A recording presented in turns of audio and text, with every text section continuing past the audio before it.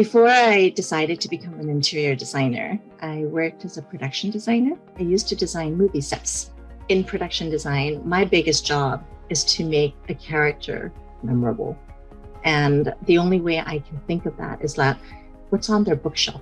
What type of books would this person read? Does this person have siblings? Are they a cuddly type? Are they cold? What color of the walls would this be? And I think all of this kind of relates to when I talk to a client about their space. I want to know, how are they going to use the space? Who's going to be in there? How often are they going to bring people into their space?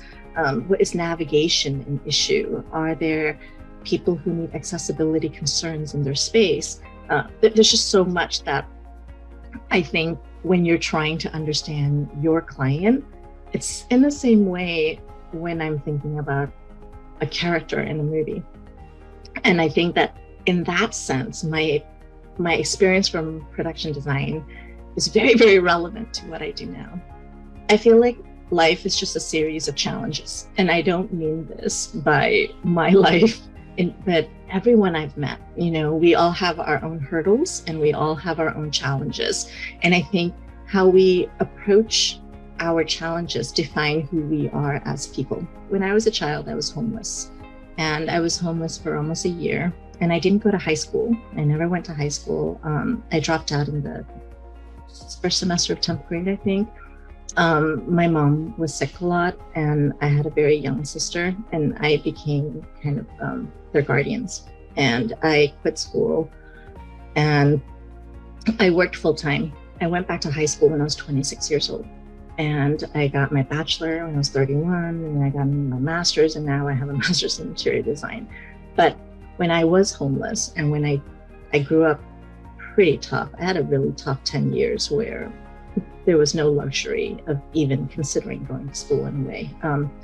But during those years, I think I've also learned a lot about the have and have-nots. And to be in a profession where you meet a lot of people who have, especially in interior design, the people who want to remodel and redesign their houses, the clients, they are the haves, they have the ability to. And then I think that I needed to find a place that not only enriched my soul in the sense of doing something for people like I mentioned earlier, but I think I also needed to feel that people who didn't have enough opportunity would somehow. And I think that's how I kind of came to affordable housing. I did not think I was going to fall in love with affordable housing. And I think as an interior designer, people don't realize how much we can impact affordable housing, because affordable housing never has enough money. So that's one thing. So a lot of the finishes and materials are the bare minimum. And the goal is to house people. The goal is not to spend excessive money. But I've learned over the last 2.5 years that you don't need to spend a lot to provide dignity.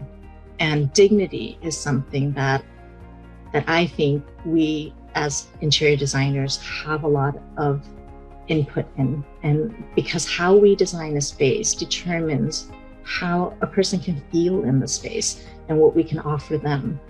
And so because of my background, this became a very important topic in my work, and I want to continue doing that. And I think it's all related to equity, to designing, to being a minority and seeing another minority suffer, or seeing another minority trying to get out of the situation they're in. And to be able to work in a field that is helping them is more rewarding than I had ever expected. I think that firms and organizations have a great power to help to make equitable change.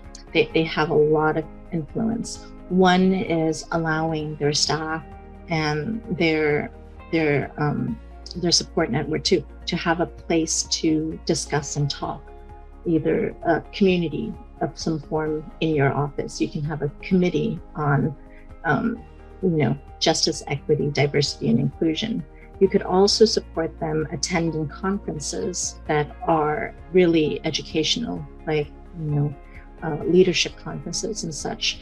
You're building them up. supporting their exams and their path to getting certification or licensure. I think the most gratifying thing about it being an interior designer is realizing that your work has direct impact on someone else.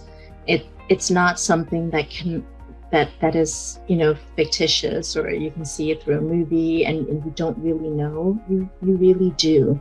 When you get to talk to your user and know who is going to use your space, and knowing that they're going to live a good life there, or they could age in place, or it meets the criteria of improving their livelihood, it is something that gets you a pat on the back and makes you feel good, and I want that. I want to feel that. I want to feel that my work means something to someone, and that direct feeling is really joyful to me.